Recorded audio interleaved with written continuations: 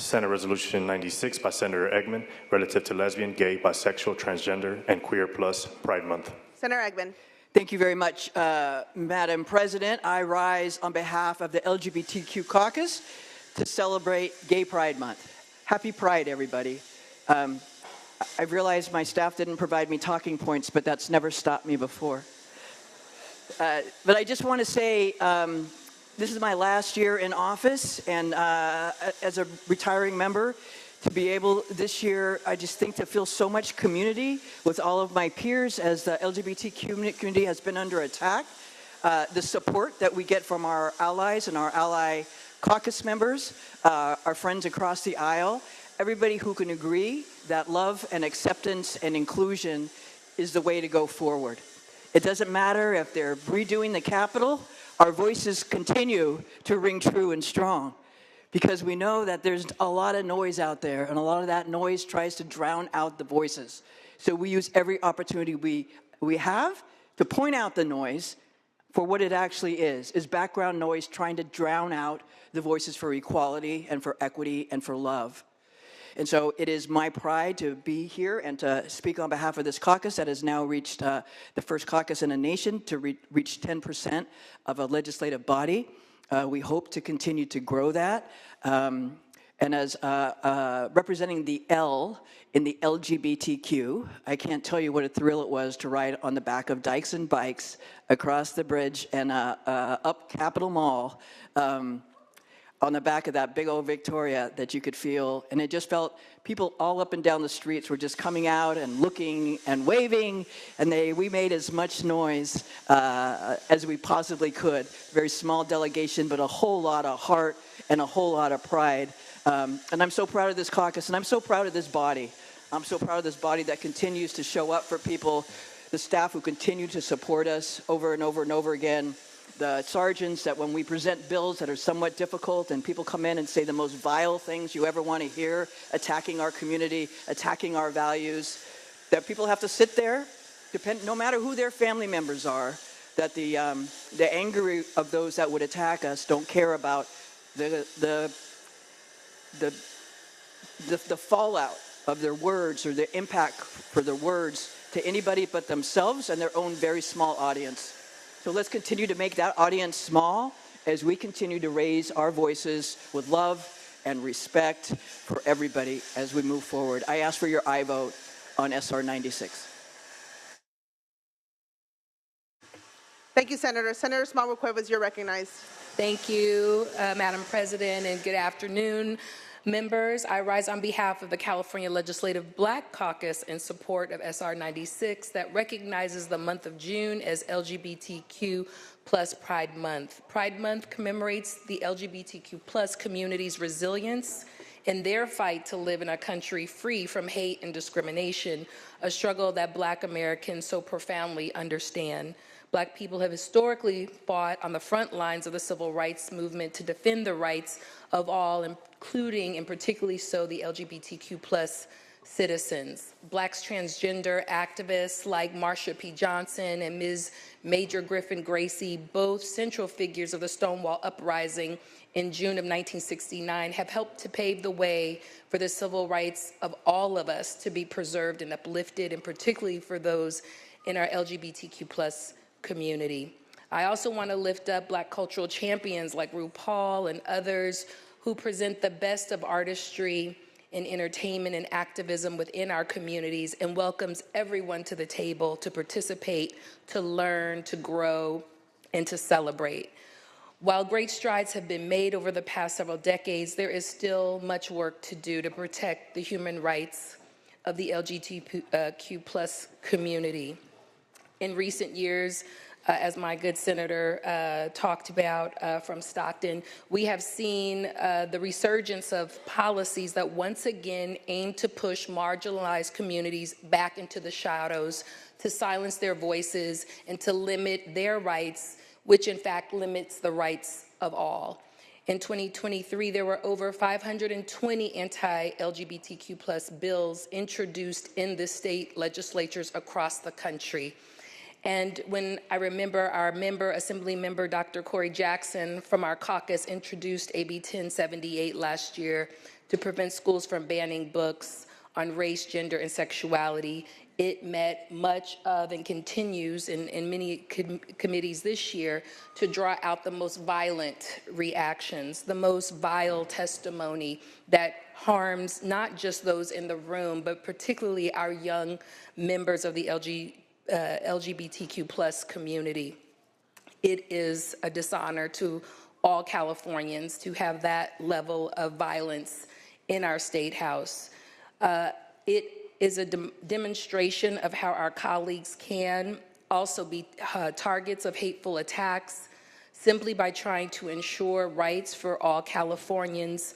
We've all seen some of the social media posts and attacks on our good senator from San Francisco, and it pains us all, and we are always holding up this community in our prayers for protection and for safety as we battle against hatred that is growing more fierce every day. And according to a study by the Center for the American Progress, LGBTQ plus individuals experience significantly higher rates of discrimination in virtually every societal setting, including healthcare, employment, housing, and public spaces. I thank our caucus for bringing this important resolution forward and for your courageous work to educate and uplift us all. And I look forward for an aye vote for this important resolution. Senator Becker, you're recognized. Thank you, Madam President. I rise today as Vice Chair of the California Legislative Jewish Caucus in strong support of SR 96. In fact, I just hosted at 12:30 online town hall about the 50-year struggle for LGBTQ equality in Silicon Valley, featuring our own colleague, Senator Laird. Pride Month is a time for celebration of identity and community. The term pride exists in opposition to the shame that has been foisted upon the LGBTQ community by those who would wish to see them erased. In his time, Harvey Milk made crystal clear the parallels between Jewish history and the movement in the United States to exclude LGBTQ individuals. The anti-LGBTQ movement wants to force queer people back in the closet through lies and violence if necessary. They want to eradicate drag queens and trans people from public life. They invent new slurs, but their goals are the same as they were in the time of Harvey Milk. And it's our duty to respond as he did, to show through our actions that California is a beacon of hope for the marginalized, a safe harbor for the oppressed, and a model of the inclusion and respect that all people deserve. That's the noise that Senator Eggman was talking about. We got to drown it out. The Holocaust started with barring Jews from public life, painting us as a threat to children, isolating us from the broader community, burning books, preventing non-Jews from learning about us, and generally excluding us from society. Among the oldest and most effective tropes for justifying the harms committed against the Jewish people has been accusations of child mutilation. Today we see this libel levied against the LGBT community in full force. So as we talk of pride, I want to acknowledge the LGBTQ members of our Jewish community who have existed across history, those whose dual identities inform and enrich one another, and the immense pride and love we feel as a community for them. This Pride Month, amidst all the darkness and consuming other states and online, I'm proud to join you as a body that works tirelessly to embrace love and stand up for what is right. I urge an aye vote. Thank you. Thank you, Senator. Unfortunately, I can't tell them to take the noise off the floor, so we'll continue with Senator Nguyen. Thank you, Madam President. I want to thank my colleague from Stockton for bringing this resolution forward. And on behalf of the Asian American and Pacific Islander Legislative Caucus, I want to stand and express our support for this resolution as well. This is a month that has been, as has been eloquently stated by my colleagues, is about pride. It's about destigmatization. And unfortunately, in the Asian American and Pacific Islander communities, being LGBTQ still is a subject of a lot of stigma. We make up 6.2% of the U.S. population, but only 3.8% of the LGBTQ population. And that's not because we have fewer LGBTQ members, it's because of that stigma of people not wanting to self-report. And unfortunately, we live at a time right now when anti-LGBTQ hate is on the rise, when people are actively trying to create larger stigmas, to try to make people feel uncomfortable, scared, to feel hate. This is coming, of course, on the heels of the anti-Asian hate epidemic that we saw. And I think this particular Pride Month is more important than ever, that we all stand here and express our strong support as local leaders in our communities for Pride.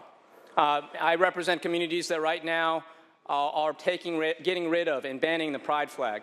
We've seen this in Huntington Beach in the County of Orange, and unfortunately those symbols matter.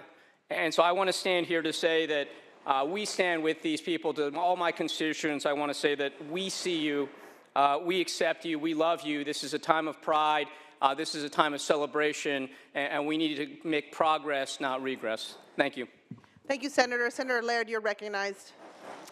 Thank you, Madam President. I would like to speak in support of this resolution today by speaking to the joy of what pride is and what pride means. And yes, the first pride I marched in Santa Cruz in the late 70s, a few years before my honoree, the mayor of Monterey, who's here today, was born, we had more protesters than we had people participating. We needed police protection.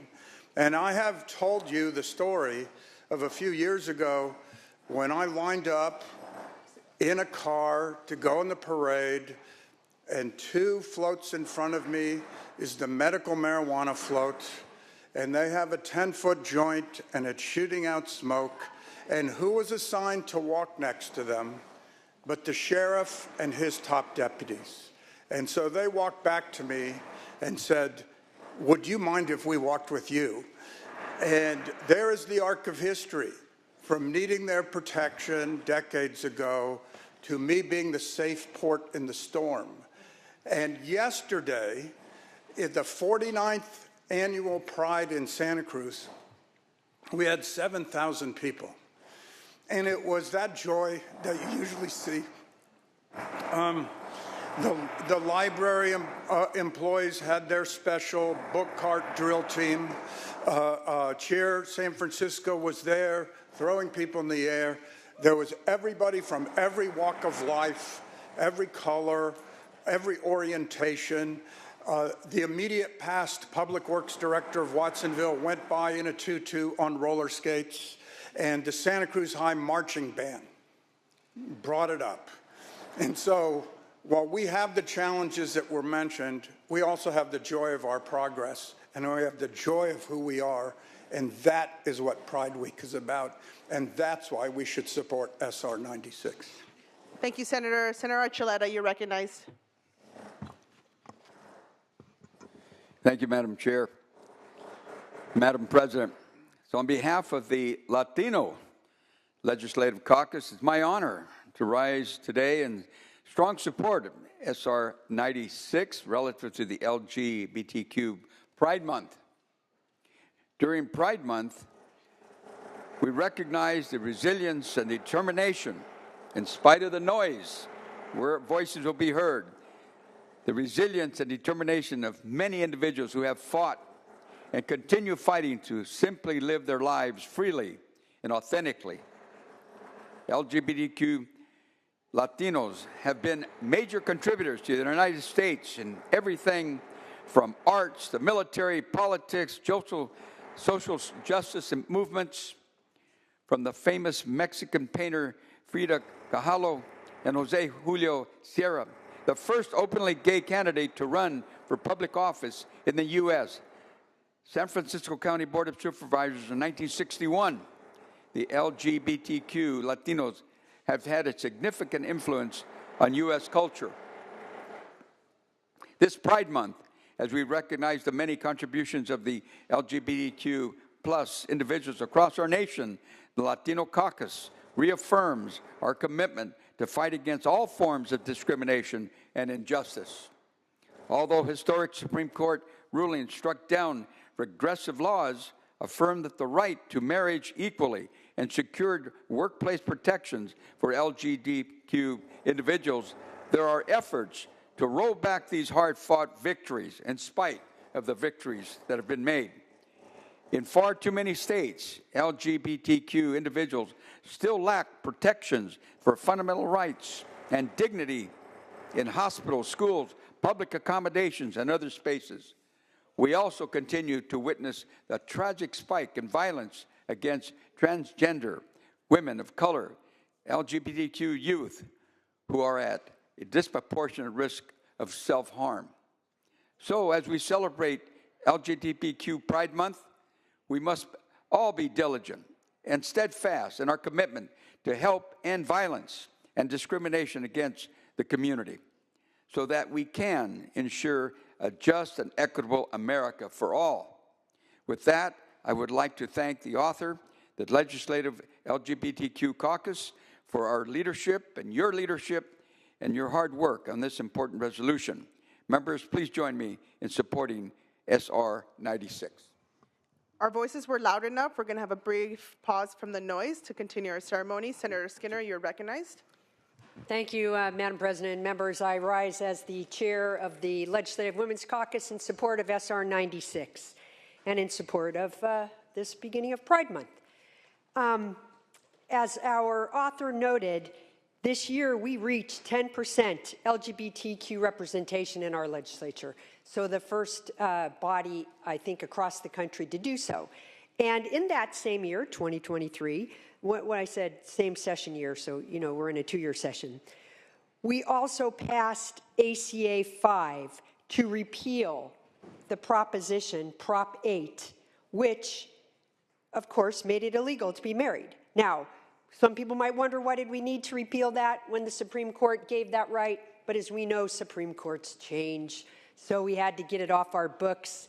And it was I felt very proud to be able to have that come forward and have all of us vote on that.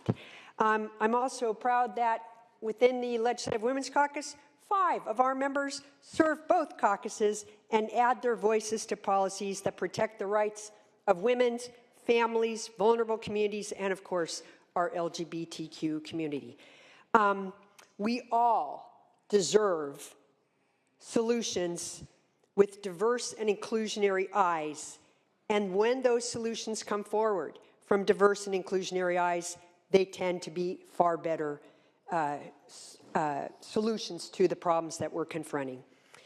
Unfortunately, right now, the ACLU is tracking no more than 515 anti-LGBTQ pieces of legislation across the country. 515. I had the great fortune on Saturday to go to an event with Wisconsin Senator Tammy Baldwin, who talked about when she put forward the marriage equality bill, which passed in the U.S. Senate in 2022 on a bipartisan vote of 61 to 36.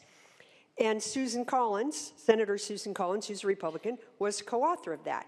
And so Senator Baldwin was talking about how we've moved a lot when you can have these kind of bipartisan efforts. And she was, of course, quite proud of it. And it did remind me that we have made great advances. But at the same time that we've made these great advances in recognizing the legitimate rights of our LGBTQ families and people, we also see this concerted attack. So the 515 bills I mentioned, but also this very targeted and increased attack on one segment of that population, our trans population, which is a very small percent of people within our country. So why they would deserve this unrelenting and very focused target of attack is completely, it's wrong and it's unfair, and we have to do everything we can to fight back on it. And Senator Baldwin spoke to that too. And so we also know in the middle of these advancements, besides those issues, that our LGBTQ teens are still far more common to be rejected by their families and also have the highest suicide rate of any of our teens. So if we care about these things, we care about bringing down suicide rates and bringing about family acceptance, then we ourselves have to show acceptance to all of our diverse viewpoints and create that modeling so that others follow it. And we, in fact, have the diversity and the tolerance and the acceptance that we're all looking for. And with that, I strongly urge your support. Senator Wiener, you're recognized. Thank you very much, Madam President. Colleagues, I also rise in support of SR 96, and I want to thank my colleagues for the remarks today. I also just want to rise to say thank you to so many of you, our allies, who stand with our community not only on the easy votes, but on the hard votes. And it's interesting because some of the things that we view as easy, quote-unquote, votes today, at least here, like marriage equality or employment protections and so forth, did not used to be easy. Those used to be very hard, and there were times in this building when very brave members cast hard votes on items like marriage equality and jeopardized their own political future by doing so. And I'm grateful to them. And now we continue to have really hard votes, and so many of you have stood with us, whether it's around all of the many ways in which the criminal justice system and the prison system continue to discriminate against LGBTQ people and put the lives of LGBTQ people at risk, and you've stood with us repeatedly, and I'm so grateful for that. Or simply protecting LGBTQ young people and children who are at such severe risk of being rejected by family. That's always been the case, and it's still the case now, risking putting them into homelessness, like when there are some people who want to force teachers to tell parents that the kid is using a different pronoun, which could put that kid's life at risk. All of these issues around LGBTQ young people and kids that are hard votes because QAnon has become so pervasive in terms of demonizing these kids, demonizing any effort to support them, and you stand with us. And so we're grateful for that. I respectfully ask for an aye vote. Senator Seyarto, you're recognized. Thank you very much, Madam President. Today I rise with some difficulty because I want to explain my reasoning for not joining many of you in supporting this resolution as it is currently written. There is no disagreement in resolving to treat people who identify as LGBTQ with the same dignity, respect, and love as anyone else. And I certainly do not promote anybody that promotes hate or harm to anyone and condemn those that do. However, this resolution, as many of our other resolutions do, it extends beyond a simple proclamation to honor the rights of LGBTQ individuals by celebrating something that we've been celebrating for a long time, and many of us are we're on board, and that's Pride Month.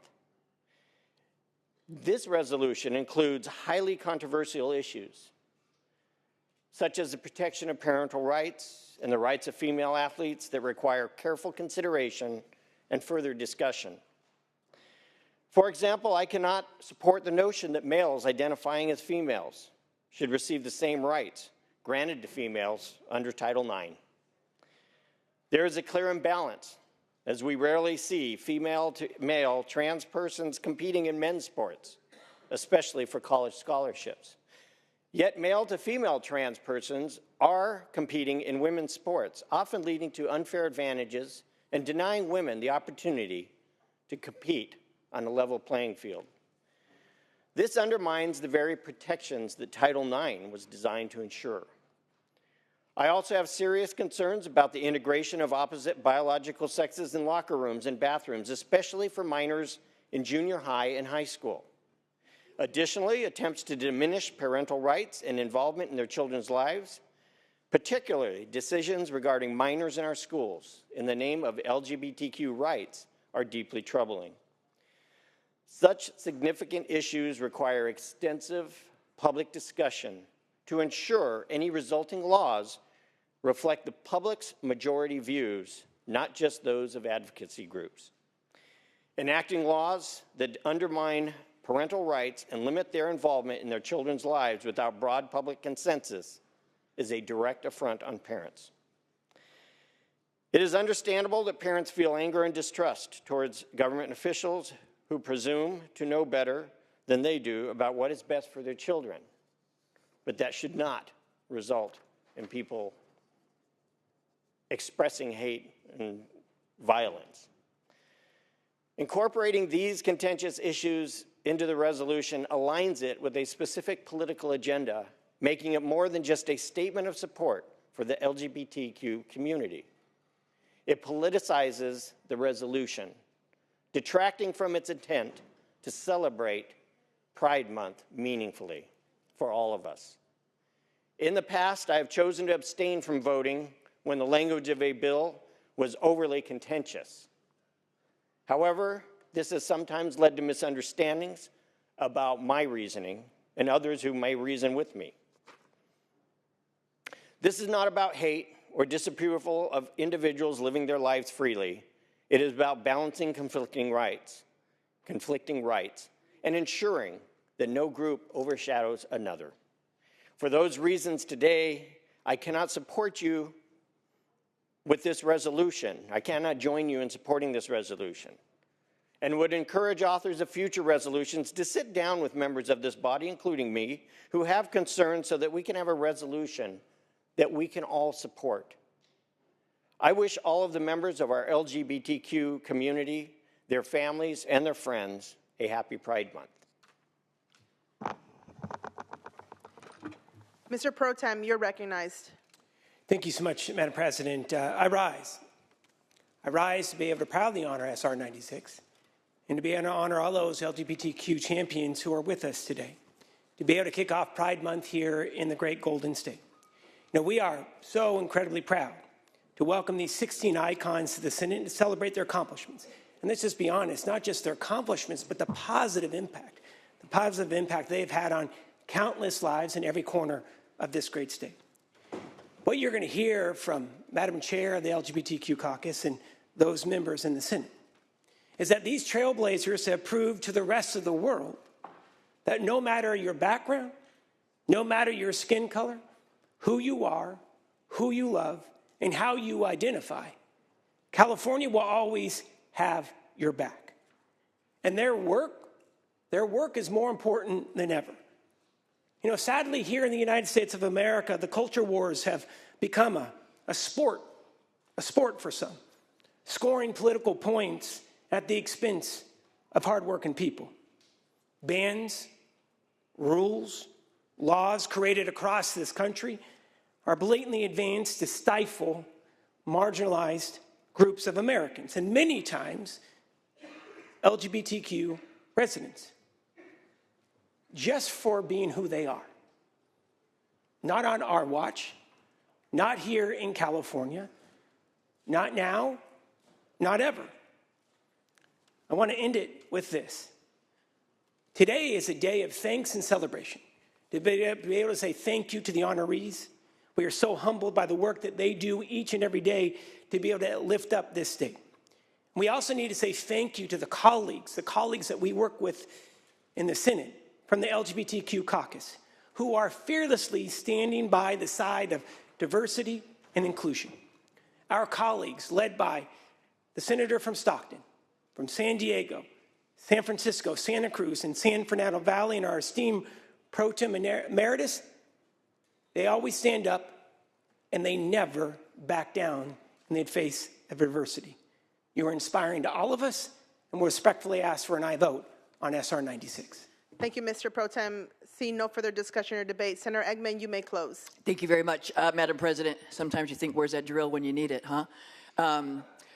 I want to thank everybody for their kind words, and I want to make sure to apologize to our guests. We have 15 guests in the chambers with us today who represent all of our letters, and we don't usually insult guests when they come, but we want to thank you for coming and for what you do every day. And I think sometimes an example of what the noise sounds like is good, because it reminds us, because as we're here in pride and we're here with joy and love, we know that our journey is not over. And you know that we are going to be by your side on this journey. that we go forward together. When we try to divide ourselves, it makes progress very difficult. And we all should all be looking for progress all the time. And how do we use our voices for good? How do we use our voices for us coming together and holding up each other as the human beings that we all are? We're going to now do our pride ceremony, and I'm going to recognize 15 people, diverse people from across this state. After we call the roll. But I'm just going to say, I'm not doing it now, I understand. But that we're going to, and I just want to make sure, because I don't want to go too deep into everybody because we have a time issue, but that these are representatives from all across the state that we choose as people who are servants, who are educators, who are healthcare workers, who are community organizers, who are pride people, people representing their community every single day, just doing their job. And we appreciate that, and we honor you, and we respect you, and I ask for your aye vote on SR 96. Thank you, Senator. Secretary, please call the roll. Allen. Alvarado-Gil. Aye. Archuleta. Aye. Ashby. Aye. Atkins.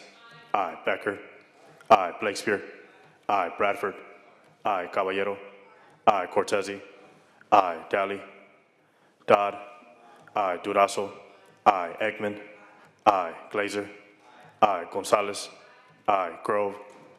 Hurtado. Jones. Laird. Aye. Limón. Aye. McGuire. Aye. Menjivar. Aye. Min. Aye. Newman. Aye. Nguyen. Niello. Ochoa, Bogh. Padilla. Portantino. Aye. Roth. Aye. Rubio. Seyarto. Skinner. Aye. Smallwood-Cuevas. Aye. Stern. Aye. Umberg. Aye. Wahab. Aye. Weiner. Aye. Wilk. Please call the absent members. Allen. Dahle. Grove. Hurtado. Jones. Nguyen. Niello. Ochoa, Bogh. Padilla. Rubio. Aye. Seyarto. Wilk. Ayes 29, no 0. Resolution is adopted. From the Majority Leader's desk,